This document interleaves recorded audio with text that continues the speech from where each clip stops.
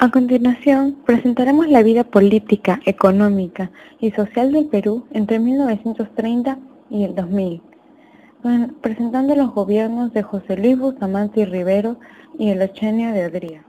Gobierno de José Luis Bustamante y Rivero. Irrupción en la política. La revolución de Arequipa, encabezada por el comandante Luis Sánchez Cerro contra la dictadura legista el 22 de agosto de 1930, en la cual Bustamante comienza la incorporación a la vida política peruana. Él fue quien escribió la carta donde Sánchez Cerro exigía al presidente Augusto B. Leguía su renuncia.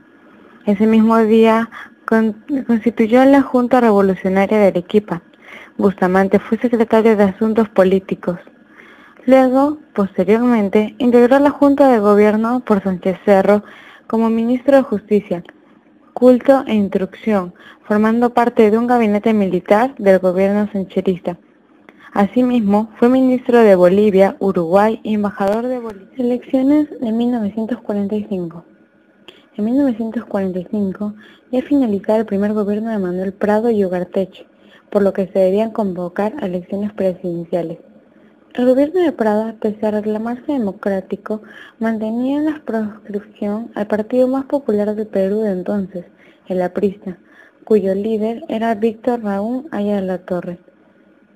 En 1944, retornó al Perú el mariscal Óscar R. Benavides para postular a la presidencia, pero al no encontrar apoyo del gobierno, se acercó a la FDN, cuyo núcleo eran los apristas.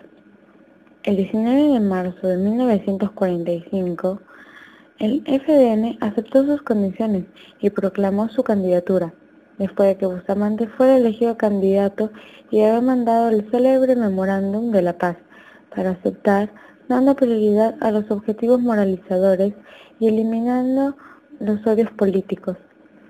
El 10 de junio de 1945 ganó las elecciones.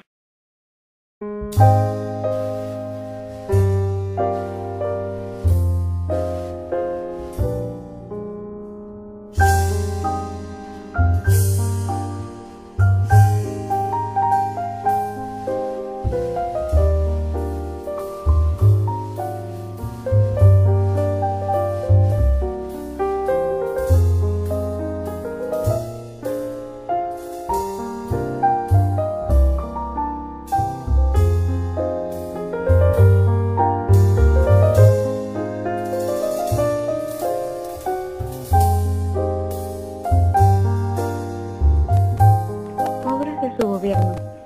Llevó al país a la modernidad.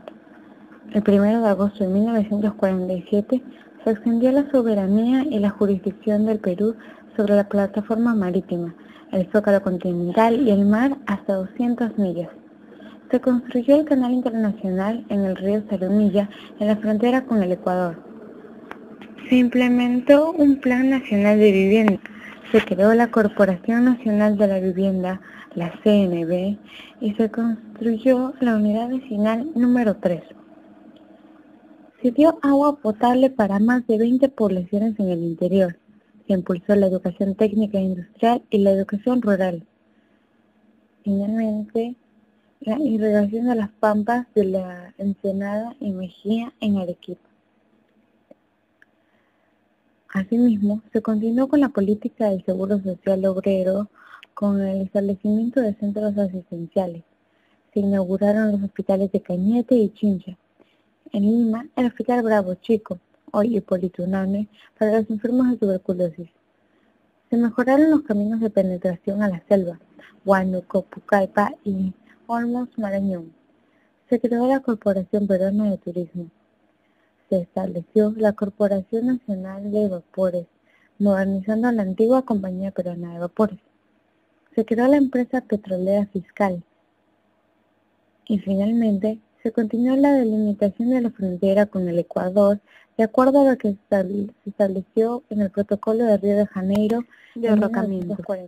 El 19 de junio de 1948, Manuel Odría, junto con el gabinete militar y otros, insistieron a Bustamante para que pusiera fuera de la ley al APRA.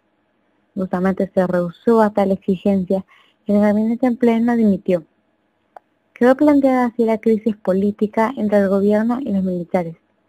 Los militares, alentados por el sector agrominero exportador, tramaron dar un golpe de Estado, mientras que los apristas planeaban otro golpe propio. El 27 de octubre de 1948, Odría se levantó en contra del gobierno.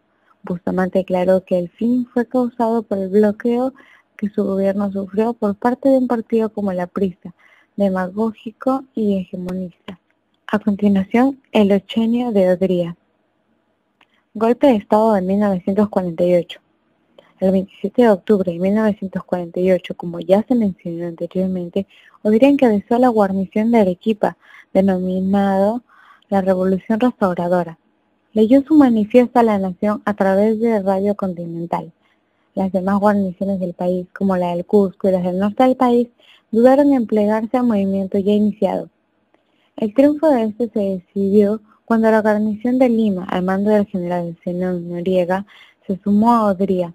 El golpe de Estado culminó con éxito con la deportación del presidente Bustamante hacia Buenos Aires, junta militar del gobierno entre 1948 y 1950.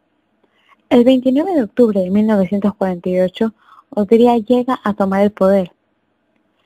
Hasta 1954, Aya de la Torre se asilió en la Embajada de Colombia, cuando salió rumbo al destierro.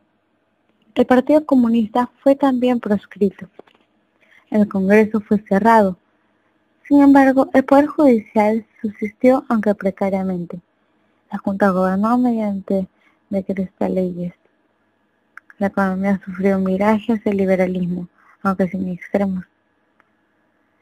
Se quiso tecnificar la economía con la misión norteamericana presidida por Julius Klein, con el sistema de libre mercado, es decir, el comercio. Odría atendió a la supresión de subsidios, libre cambio, desaparición de los controleos y el equilibrio presupuestal. La crisis económica fue consciente del gobierno.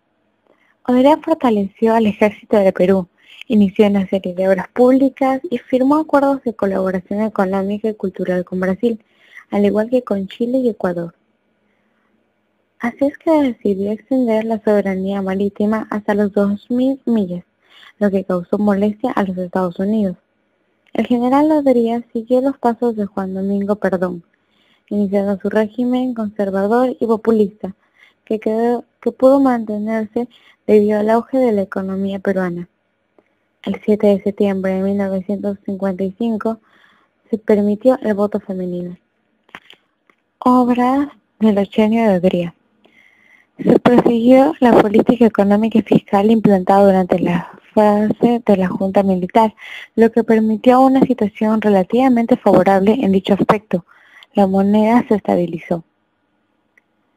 Se continuó el proceso de industrialización. Para beneficio de la gran industria, se formularon proyectos de electrificación. Se dedicó a la educación, el porcentaje presupuestal más alto del siglo. En Mendoza Rodríguez se implementó una reforma curricular y se atendió a la formación de profesoras y se ejecutó un vasto plan de construcción de locales. También se trabajó para mejorar los servicios de salud pública. Se construyó el Hospital Centro del Seguro Social del Empleado en Lima. Se construyen el Centro Médico Naval y el Hospital Militar Central. Lo más importante, la reforma constitucional de este gobierno fue la conciencia del derecho al voto de las mujeres, promulgada el 7 de septiembre de 1955. Fin del ochenio. En el año 1956, el general Odría convocó elecciones generales para sorpresa de todos, con lo que ponía a disposición su cargo. En estas elecciones ganó el conservador Manuel Prado y Ugarteche.